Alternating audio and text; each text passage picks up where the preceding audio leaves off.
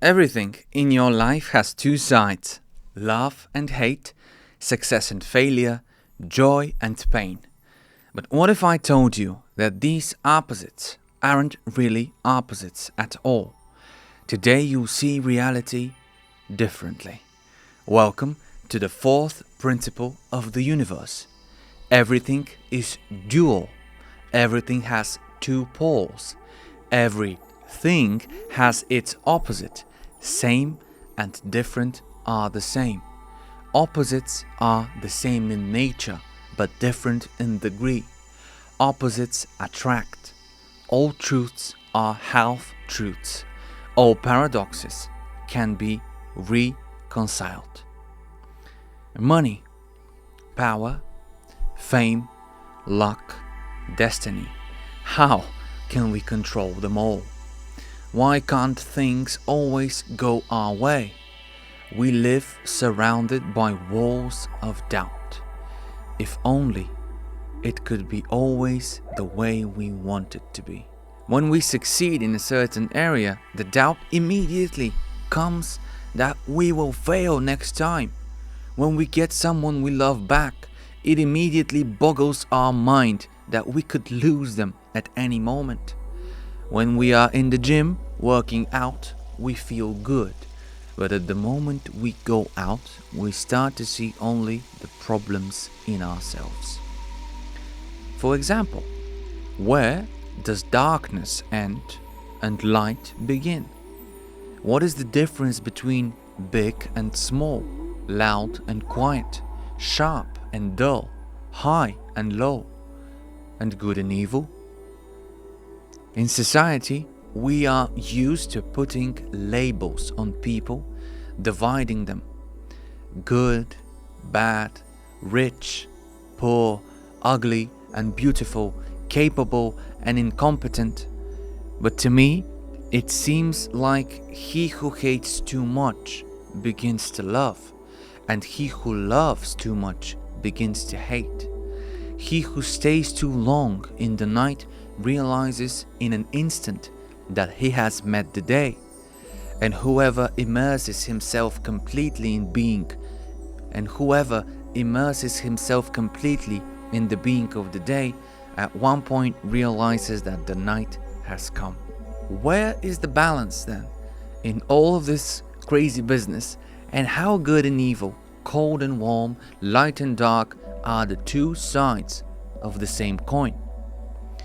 Well, we are about to find out together. And it's all about the fourth principle of the universe, or Hermes. This wisdom isn't new at all. Ancient philosophers knew the secret long ago. Let's briefly see how they described this powerful principle. Besides Hermes, the Greek philosopher Heraclitus included in his philosophy the fourth principle, saying that the main function in the world consists in its constant change, and one cannot step twice in the same river. He believed that one of the keys to understanding the principle is the idea that the presence of only one element is impossible without the presence of another, and their interaction is precisely this necessary condition for existence. And it gets even deeper when you look from the perspective of source, or the 0 point.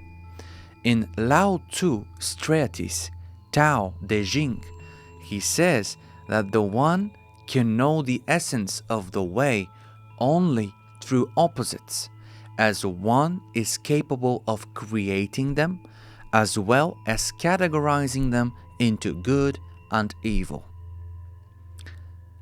Now, from the point of view of the 0 point, or source, it became clear that nothingness, in order to know itself, must become something. But on the same principle, when it becomes something, it is divided into two parts, plus and minus, and these are the two elements that are opposed in a single whole. I know it sounds confusing, but stay with me. A trinity is formed we have the nothing, the 0 point, and its two polarities, or the well-known sign Y. From Kybalion, we know that the manifestation itself always remains a whole, although it contains two opposites. As I said little earlier, if we accept the idea that one side is the plus and the other side is the minus, then what is formed between them is the oscillation itself, the movement of the manifestation, which, by the way, is spiral and spindle shaped. It always smoothly flows from minus to plus and vice versa, as this wave function is continuous. Back to Lao-Tzu. The Tao begets one, one begets two, two begets three, and three begets all things. Here's another way to put it. What are the polarities themselves? Well, in themselves, they are limitations that we have accepted in advance as part of the rules of the game of life. This spiral between them is always double because this principle is followed, you see. It's basically just two spirals of energy spinning in different directions. And as it became clear from the previous episodes, the very interaction or interference between them creates a picture of each manifestation, everything you can imagine. And because there must be a limit, because this is how the individuality of the manifestations is determined, two boundaries are formed which both attract and repel each other or clamp and release the vacuum. Let's explain it more simply. All of this philosophy might sound abstract, so let's ground it with a powerful example from modern physics. The Casimir effect. The phenomenon has its name and it's called the Casimir effect, named after the Dutch physicist Hendrik Casimir himself, who predicted the effect and later conducted an experiment in 1948 in which he concluded that when two objects, in this case parallel metal plates, are placed very close to each other in a vacuum, the pressure decreases sharply as they move away and can only be measured when they are very close to each other. Casimir studied the properties of colloidal solutions at the Philips laboratories in the Netherlands, where the properties of solutions are determined by the forces of attraction between neutral atoms and molecules. One of his colleagues, Overbeck, realizes that the theory they have so far does not explain well what is actually happening. It is Overbeck who asks Casimir to investigate the problem, and he agrees, and after a while he realizes that he needs to look at it from a different point of view. He asked himself, what would happen if there were not two molecules in the vacuum, but two mirrors facing each other? It was this experiment that led to his prediction that there is an attractive force between reflective surfaces. In classical mechanics, the idea of a vacuum is very simple. A vacuum is what remains after you empty all the particles out of a vessel and then drop the temperature to absolute zero. Alright, okay, but quantum mechanics changes this notion. Later, it becomes clear that all fields have fluctuations and at any moment their true value varies around a constant average value. Even in a perfect vacuum, absolute zero, they are fields known as vacuum fluctuations. They are not fantasy, quite the contrary. Remember when we talked about how the observer has been shown to affect the environment? Well, imagine these vacuum fluctuations as the infinite variations or possibilities of your choice, of your choices. Imagine them as infinite variations of different parallel realities for your particular and individual life.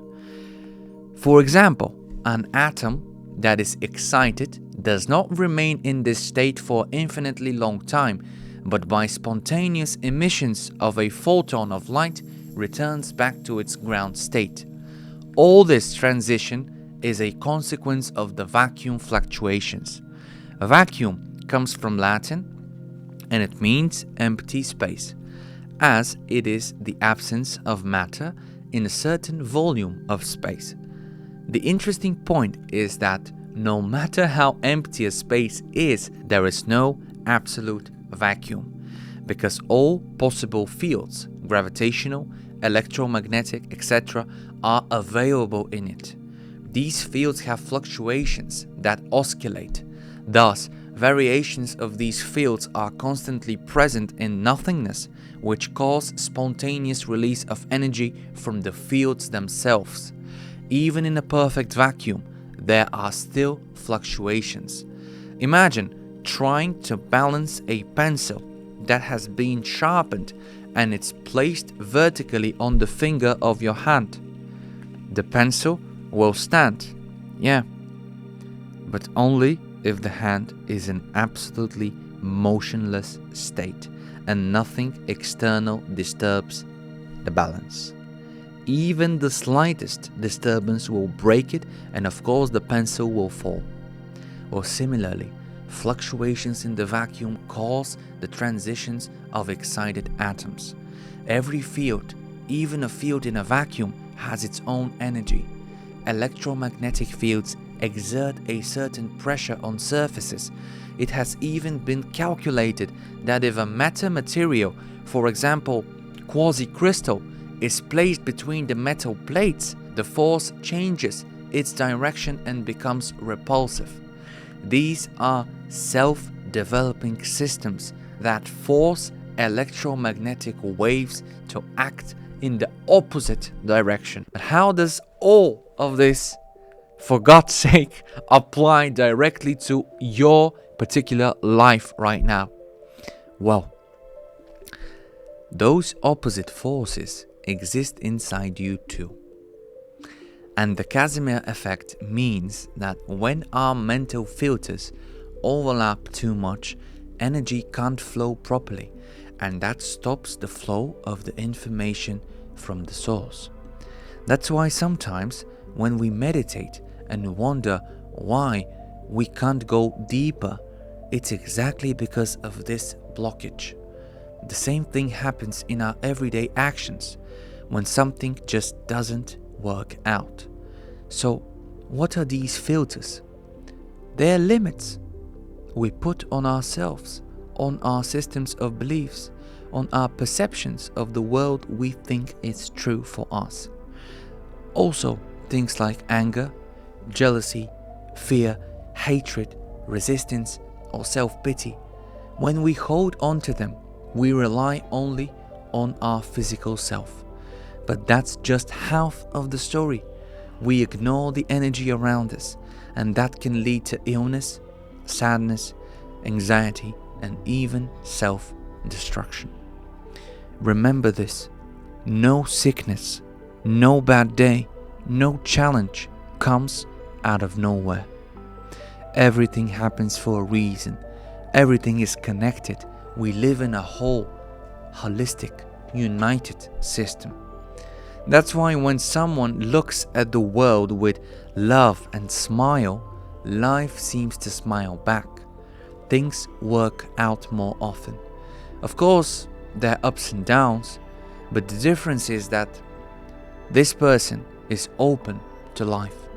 In simple terms, the Casimir effect shows how even in seeming emptiness, opposite forces shape reality. When the Casimir effect opens up, more energy and more information from the source can flow. That's when we start understanding our dreams better, hearing our intuition, going deeper into meditation, regression, and even glimpsing future possibilities. Yes, All of this sounds cool, and it is, but unless we learn how to guide ourselves better when, for example, to let go, when to hold on, we'll keep getting stuck because everything is connected. And we can't just skip the steps. Here's the practical takeaway.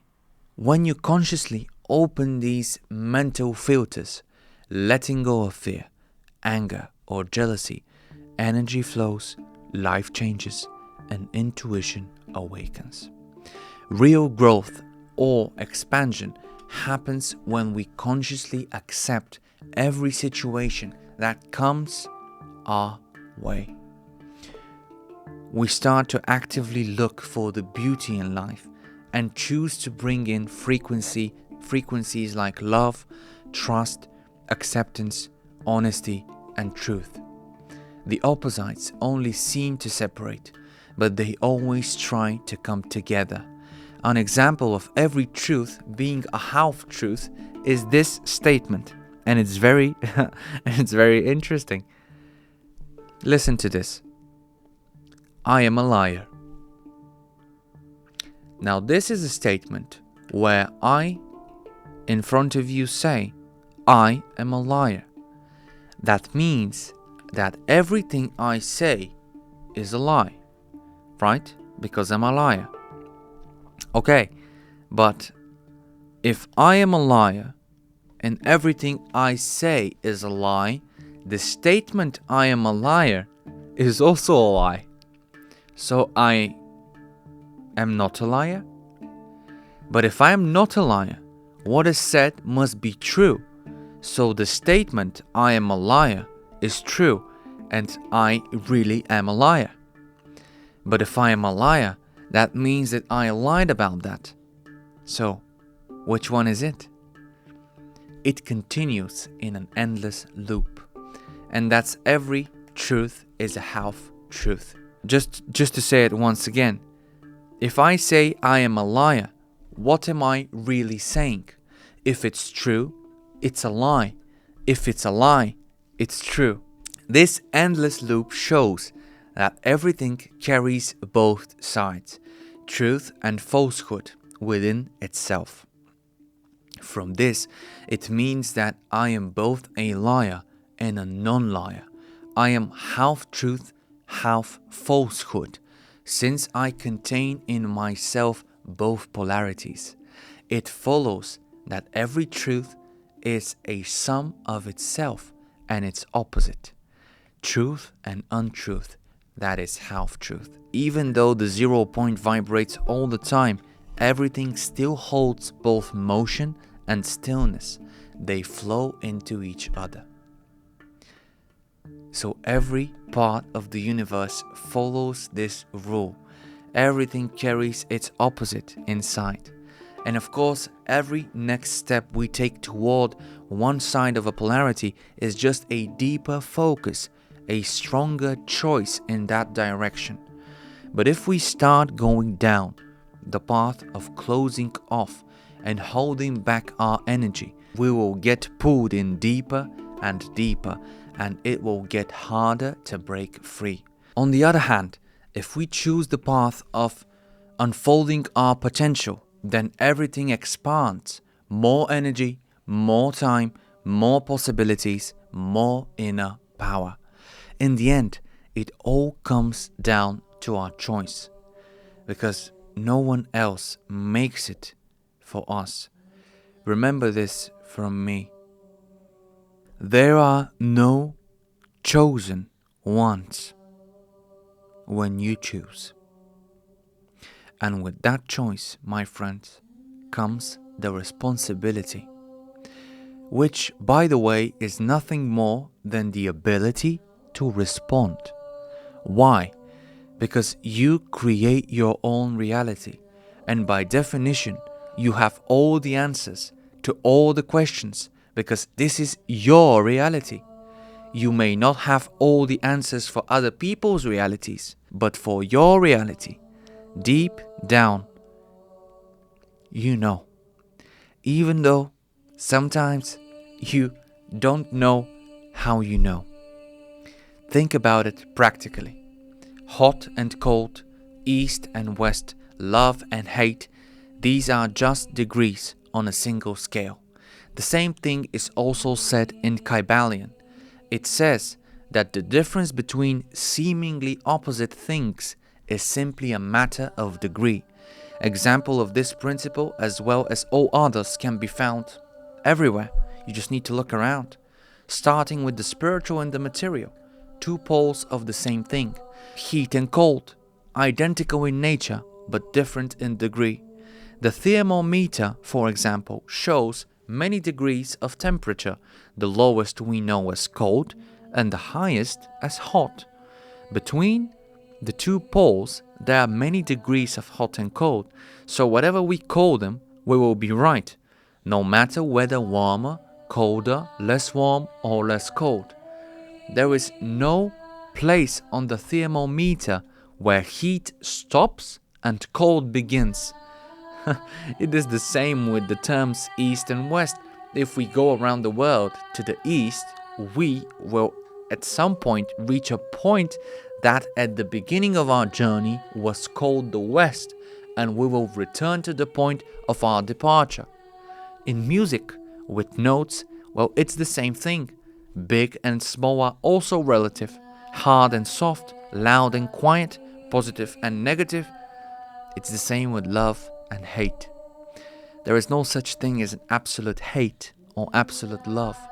Starting from any point on the scale, we stop at more love or less hate, respectively. And vice versa, of course. We can choose and control for ourselves what to do with these opposites. Of course, love can never become east or west, but very often it becomes hate.